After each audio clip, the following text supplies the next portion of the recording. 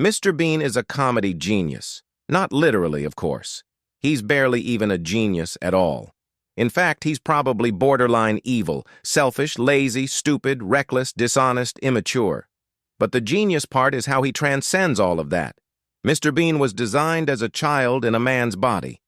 That's why he barely speaks. His inner child needs no words to express himself. In fact, his creator, Rowan Atkinson, intended for Mr. Bean to be a pantomime, a comedy so pure that it crosses all borders and needs no translation. And he was right, because Mr. Bean went global. How global? The show has been broadcast in more than 190 countries. To put that into perspective, the United Nations only has 193 members, and then there's Teddy. That scruffy little stuffed bear is more than a prop. He's a silent partner in crime. Some say Teddy's the real star of the show. Fans treat Teddy like a celebrity, and the toy has been featured in exhibitions around the world. It's no exaggeration to say that Mr. Bean changed the world. But did you know that he almost didn't happen? Atkinson actually had no intention of becoming a comedian. In fact, he studied electrical engineering at Oxford University. He graduated in 1970 with a first-class honors, and a year later earned a master's degree. On paper, he's a genius, but the world would come to know him for his face, not his formulas.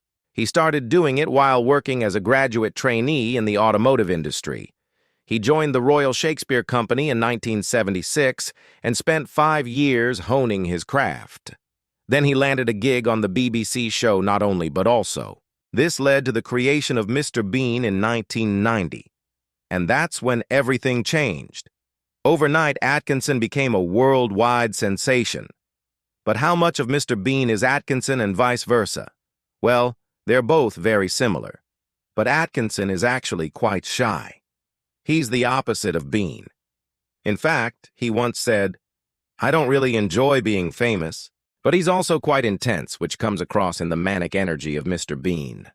And he's very private. In fact, he's been married to the same woman for nearly 40 years. She rarely appears in public and almost never gives interviews. You might be thinking this is just another example of celebrity weirdness. But for Atkinson, it's second nature. Before he was famous, he didn't want to be famous. So he channeled his discomfort into his work.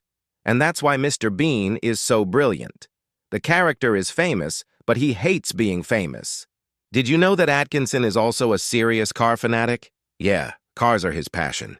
He owns a 1967 Mini Cooper S and a 1974 Jensen Interceptor, but his favorite car is the rare McLaren F1 supercar.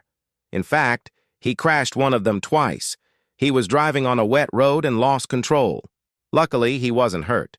But the damage to the car was so extensive that the insurance payout was one of the largest in Britain's history. I guess you could say that Atkinson is a high-octane comedian. But let's wrap up with a final mystery. Mr. Bean only had 15 episodes. That's it. But reruns, animated spin-offs, and 2 blockbuster films kept him alive for decades. It's a testament to the genius of Rowan Atkinson and the absurdity of Mr. Bean. If you enjoyed these facts about Mr. Bean, hit subscribe because I've got plenty more surprising stories where this came from.